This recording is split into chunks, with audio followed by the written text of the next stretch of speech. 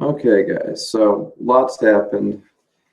A lot's going on because of the election. So, wanted to give a sense of where I think everything's going to be going. So, I think a number of things are going to happen. For the record, I've actually done a very good job predicting this election. Um, I called early on that Hillary Clinton could only beat Ted Cruz, and then when Trump won the nomination, I said that he's going to beat her because it's a populist move. Just like everyone else, this one's really not that special. Calling the rigging of the DNC far before WikiLeaks. The one prediction I got wrong was that 2 weeks before the election, not before the election, before Bernie Sanders entered the election, I predicted that he would win the election. I didn't factor in the DNC rigging the election. So, that said, here's what I think is going to happen due to this election and what it causes. First, the Republican Party will collapse within about 2 to 4 years. This is the case because half of their party is are neocons, then half are the people, the people that supported Trump and came out for Trump. And just to clarify, when people say Trump is just the best of the poor, that really does a disservice to knowing what happened. What happened was you had a portion that were that voted for him for that reason. It's actually 66% of Democrats have those same type of beliefs. So it's America. Racists exist here. Surprise. The majority for both sides was obviously people that hated Hillary, and for Trump, people that hated Trump on Hillary's side.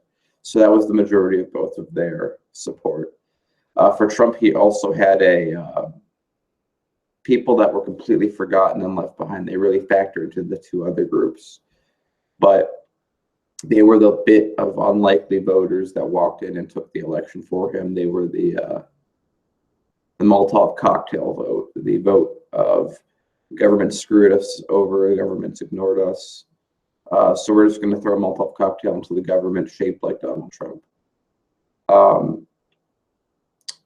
So the establishment Republicans, maybe a better way to classify them, really don't like Trump because they're business people. They like business things, and the racism and instability that Trump brings is not something that they subscribe to. It's going to be interesting because when I first made the prediction, I didn't expect the Democrats to just completely lose everything.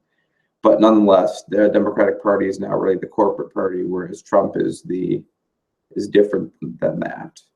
Although it looks like he's already instantly going corporate, which would be very interesting to see how it turns out. A lot of this stuff is still in flux, and I'm guessing we'll know a lot more in the next 2 weeks.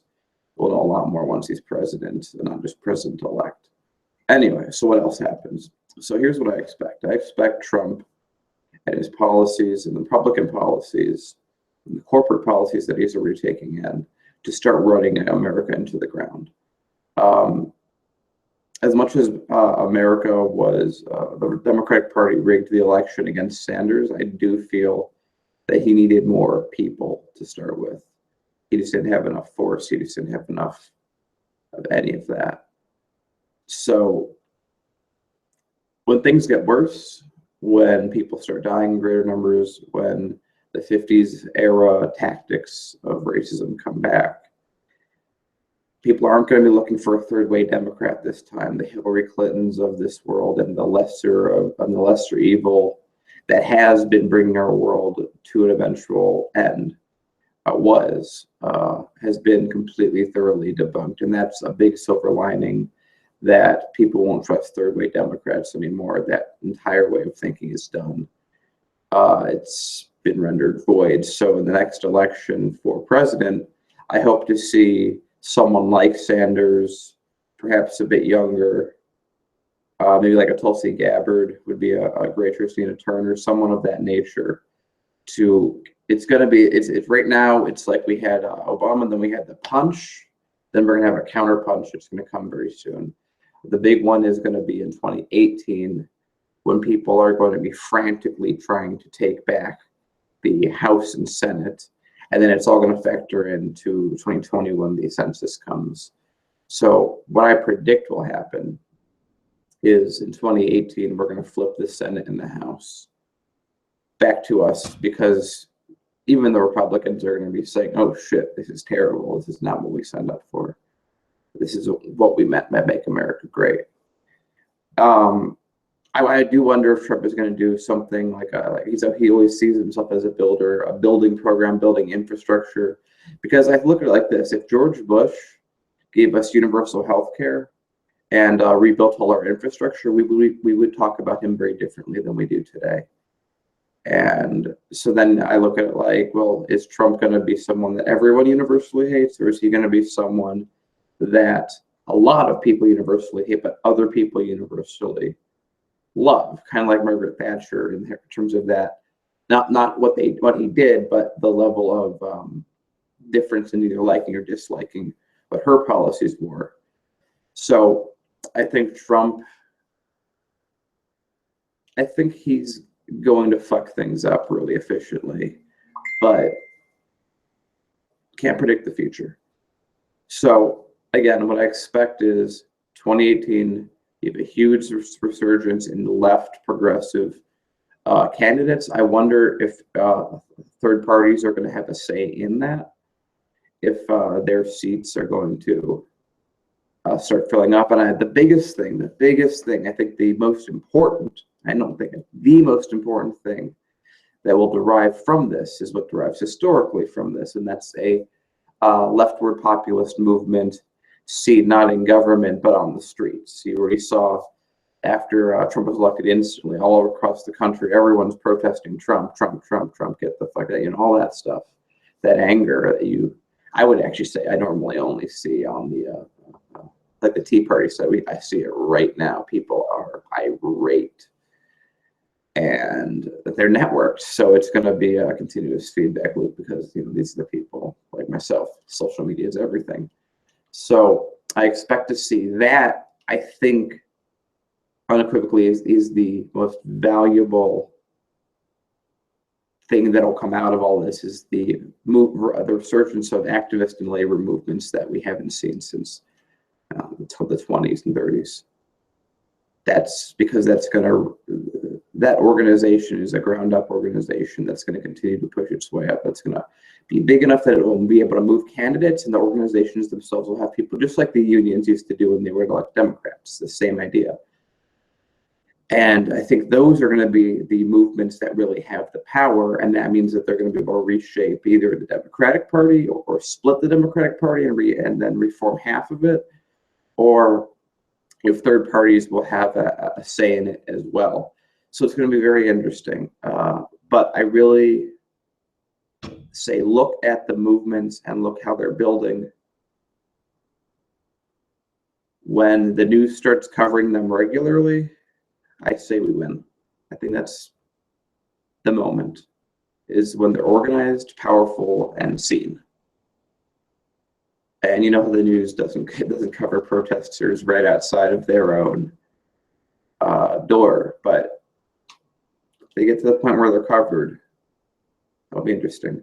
I'm also, as a side note, very interested to see how the third way Democrats really they're still in denial. They're still in the phases of the loss, the 5 stages of grief. So I'm interested to see what they do. Will they just realize? Will they realize their mistakes? That's funny. I put a 5% chance that I give Huffington Post Trump odds. I give New York Times Trump odds that they realize their mistakes and look inwards. They're not meant to do that. They don't know how to do that. That means disproving their entire way of life. So they're going to try and fight, but it looks like no one trusts them anymore. No one believes in them anymore. They just handed the Republicans everything. Democrats don't control anything above state government, and Republicans control most state government. So Citizens United's had a big toll, but it doesn't matter if enough people don't care about it. So if you have big enough labor movements, you have big enough activist movements, it's moot, because you just have more votes, because the money is just, it's just a conversion. This many dollars equal a vote. But if people are willing to do it for free and they're dedicated and that they turn out, that can overrule all of that, especially in local and state where people really don't vote. Because remember, even this election, if you factor in that half the country voted, so remember, only half the country voted, that was split basically between Trump and Clinton. So a quarter voted for each. And then half of those people voted against the other person. So really only 12.5% of people determined are genuinely happy that Trump won. And 12.5, but then also the people who vote against, you know how it is. It's and then everyone else is just really upset. So that's where we're at. I think I'll leave it there. So be sure to like and subscribe, but everything will be in the description bar below. I'm going to maybe try and do these as often as I can. I don't really have a time schedule yet, but wake up in the morning and just let you know what's on my mind, where I think we're going. But I think where we're going is somewhere that we'll get out of and will be better for going through it. Just like it seems every 80 years you have the Revolutionary War.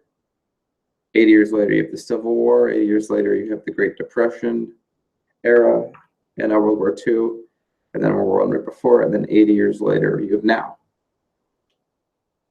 And America seems to have these cycles every 80 years, something like this happens. Though again, it is just based on 3 points in time, and it has something to do with how generations work. But I'd like to think that that's the case, that we're just going to repeat history like we always have. We go down a dark path only to be counterpunched by the left and move more progressively. And but then if history repeats itself as well, there'll be a slow trickle back down. And then in another 80 years, we'll have the same fight again. Let's hope it doesn't work out that way. I hope we get to like a eco-socialist type of state, start colonizing the galaxy, space. I mean, when will the military-industrial complex realize that it will make so much more money becoming the space industrial complex? When will they realize that you can, instead of going to war and making trillions of dollars or building a fighter jet that's impossible. The military is like, we want you to build a plane that does everything all of the planes do. So if you're like, if you play any